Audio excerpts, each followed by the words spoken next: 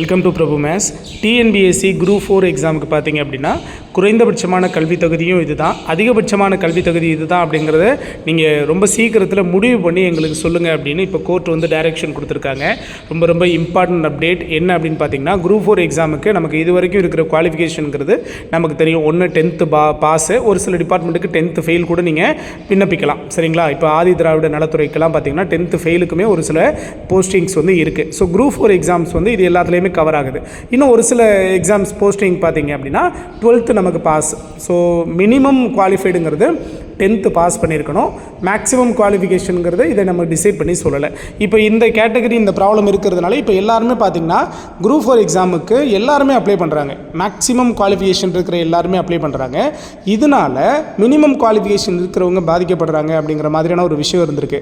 இப்போ இதில் ஒரு கேஸ் நடந்திருக்கு. என்ன அப்படின்னு பார்த்தீங்கன்னா, ஒருத்தர் 10th fail குவாலிஃபிகேஷனில் Adi Dravida நலத்துறையில் join பண்ணியிருக்கிறாரு.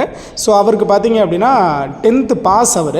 ஸோ அது வந்து ஓவர் குவாலிஃபிகேஷன் சொல்லி அவரோட போஸ்டிங்கை வந்து இப்போ கேன்சல் பண்ணியிருக்கிறாங்க. அவருக்கு அப்பாயின்மெண்ட் ஆர்டர் கொடுத்து ஒர்க் பண்ணிட்டு இருந்தவருக்கு இப்போது போஸ்டிங் கேன்சல் பண்ணியிருக்கிறாங்க. ஸோ இது சம்மந்தமாக அவர் எதிர்த்து ஒரு வழக்கு போடுறாரு.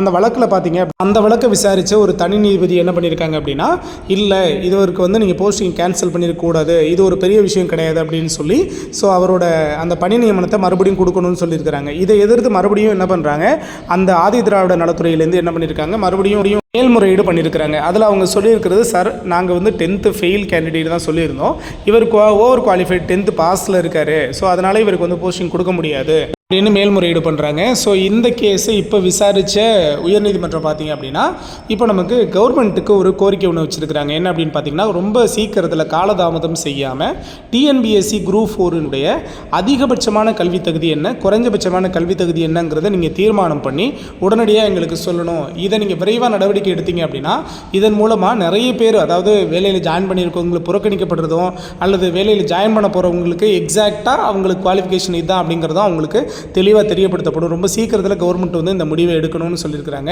இதை தாண்டி ஏஜ் ரிலாக்ஸேஷன் நீங்கள் அதிகப்படுத்துறது ரொம்ப பெரிய தவறு அப்படின்னு சொல்லியிருக்கிறாங்க. ஸோ ஏஜ் ரிலாக்ஸேஷனுங்கிறது நமக்கு போஸ்டிங் வைஸ் பார்த்திங்கன்னா நிறைய குரூப் 4லேயே பார்த்திங்கன்னா உங்களுக்கு 18க்கு மேலே 32 இருக்குது, 35 வயசுக்குள்ளே இருக்கிறவங்களுக்கு இருக்குது, இதுலேருந்து 40 வயசுக்குள்ளே இருக்கிறவங்களுக்கு இருக்குது. இது மாதிரி நிறைய கேட்டகரி இருக்குது. ஏஜ் ரிலாக்ஸேஷன் நீங்கள் செய்யக்கூடாது, இது வந்து மிகப்பெரிய தவறு அப்படிங்கிற மாதிரி இந்த கோர்ட் வந்து கிளியர் கட்டாக அவங்க மென்ஷன் பண்ணி சொல்லிட்டு குரூப் 4ஓட மினிமம் குவாலிஃபிகேஷன் மேக்ஸிமம் குவாலிஃபிகேஷன் அப்ளிகேஷனுக்கு என்ன இருக்கணும் அப்படிங்கிறத தெளிவு பண்ணணும் அப்படின்னு சொல்லியிருக்கிறாங்க. ஓகேவா? ஸோ இன்னும் இது மாதிரியான டிஎன்பிஎஸ்சியோட அப்டேட் கிடைக்க நம்ம சேனலில் கொடுத்துட்டு இருப்போம். மறக்காம சேனலை சப்ஸ்கிரைப் பண்ணி வச்சுக்கோங்க. தேங்க்யூ.